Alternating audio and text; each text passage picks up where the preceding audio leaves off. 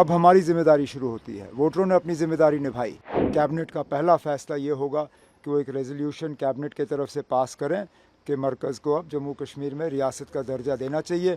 नई दिल्ली के साथ एक तालमेल तो बनाना ज़रूरी है। हमारे मुतालबे बहुत हैं, मुश्किलात बहुत हैं, और दिल्ली के साथ झगड़ा करके ये मुतालबे, ये मुश्किलात हल नहीं होंगे। जम्मू कश्मीर के वोटरों ने झगड़े के लिए वोट नहीं दिए। जम्मू कश्मीर के वोटरों ने वोट का इस्तेमाल किया क्योंकि वो रोज़गार चाहते हैं, नौकरियां चाहते हैं, तरक्की चाहते हैं, वो रियासत का दर्जा चाहते हैं, वो बिजली में एक राहत चाहते हैं। मैं बहुत ही ज़्यादा जम्मू कश्मीर के लोगों का, बिलखसूस जम्मू कश्मीर के वोटरों का शुक्रगुज़ार हूँ कि उन्होंने अपने वोट का इस्तेमाल किया।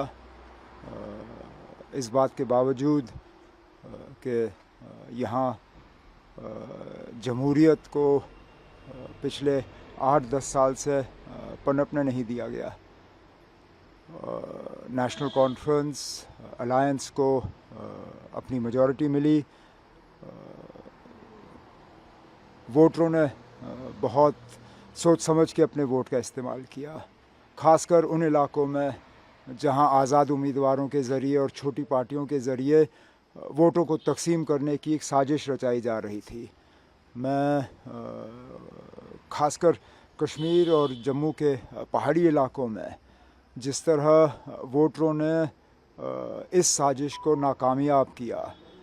अब आप देखें 40% से ज़्यादा उम्मीदवार जो थे वो आज़ाद उम्मीदवार थे, लेकिन 2-3 को छोड़ के बाकी सब जो हैं वो इस इलेक्शन में उनको हार का सामना करना पड़ा। इसी से आपको वोटरों की समझदारी का एक एहसास होता है, और अब हमारी ज़िम्मेदारी शुरू होती है। वोटरों ने अपनी ज़िम्मेदारी निभाई। उनकी ज़िम्मेदारी थी पोलिंग बूथ तक पहुंचना और अपने वोट का इस्तेमाल करना।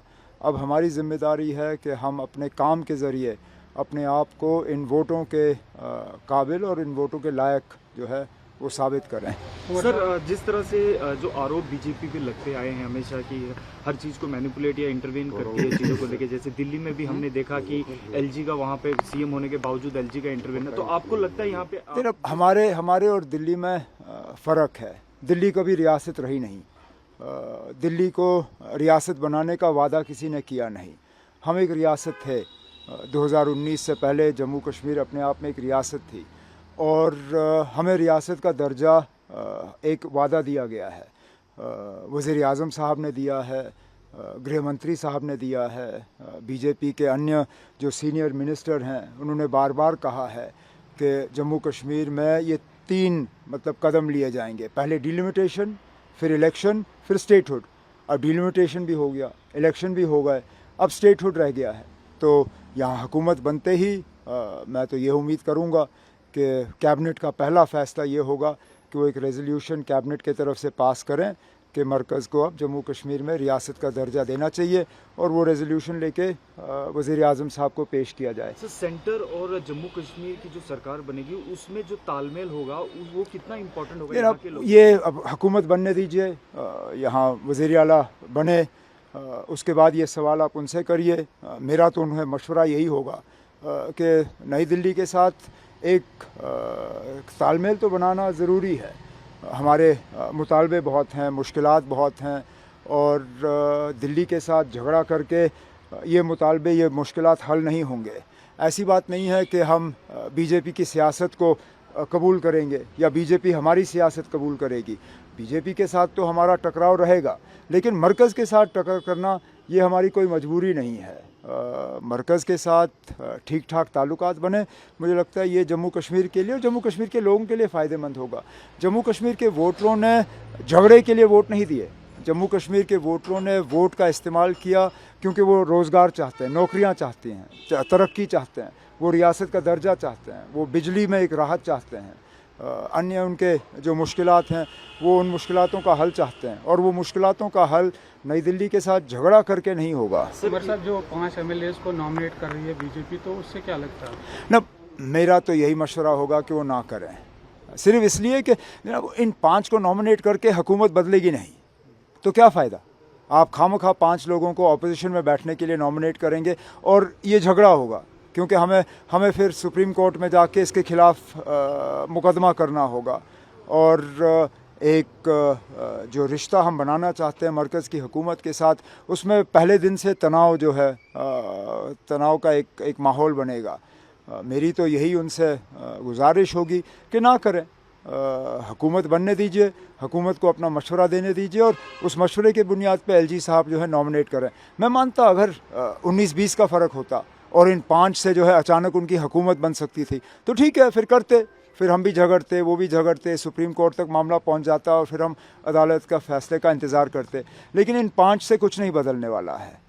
आज़ाद उम्मीदवार आज 4-5 वैसे भी जीत के आए हैं, वो हमसे बात कर रहे हैं, वो भी आ जाएंगे तो हमारी लीड जो है वो बढ़ जाएगी, हमारी लीड घटेगी नहीं। इन 5 से बीजेपी को कोई फ़ायदा नहीं होना है। खामखा अपनी बदनामी करेंगे, जो मुझे नहीं लगता अच्छी बात है। सर 2 सीटों पे आप जीते हैं तो क्या आप विड्रा करेंगे वहाँ? अब मैं 2 सीटों पे तो रह नहीं सकता, काश रहने की इजाज़त होती मैं दोनों को पकड़ के रखता, लेकिन इजाज़त नहीं है। एक सीट को तो मुझे छोड़ना ही होगा, वहाँ बाई इलेक्शन होगा। अब आप मुझसे पूछेंगे कौन सा सीट, और मैं इस सवाल का जवाब दे नहीं सकता। साथियों से मशवरा करूँगा और मशवरा करने के बाद जब फैसला होगा मैं आपको सुना दूंगा। एक आखिरी सवाल और सर, चीफ मिनिस्टर की शपथ कब लेंगे? कौन? मैं नहीं ले रहा हूँ ना। फिलहाल इस तरह का फैसला लिया नहीं गया। आखिरकार ना, ठीक है, ये चीज़ें जो है एक जमहूरी तरीके से होते हैं। लेजिस्लेटिव पार्टी की मीटिंग बुलाई जाएगी। मैं कल ही पार्टी के सदर फारूक साहब से बात कर रहा था, हमने ये तय किया है आने वाला कल लेजिस्लेटिव पार्टी की मीटिंग बुलाई जाएगी, उसके बाद अलायंस की मीटिंग होगी, अलायंस अपना लीडर तय करे, उसके बाद राजभवन जाके हम हुकूमत बनाने का दावा करेंगे। एक हफ्ते के अंदर within a week there is a chances that the government. मैं तो उम्मीद करता हूं कि अगले चंद दिनों के अंदर पीडीपी का समर्थन ये सरकार में देखना, फिलहाल तो इस पे हम कोई बात कर नहीं रहे हैं। और वैसे भी वहाँ से there has been no approach made to us by the PDP, we have made no approach to them. I think at the moment, given the results in the elections, which have been quite a setback to them, I can understand that there must be a lot of internal discussion going on. At some point in time, if a channel of communication opens, we'll sit down and talk to them, but it's not a priority for us at the moment.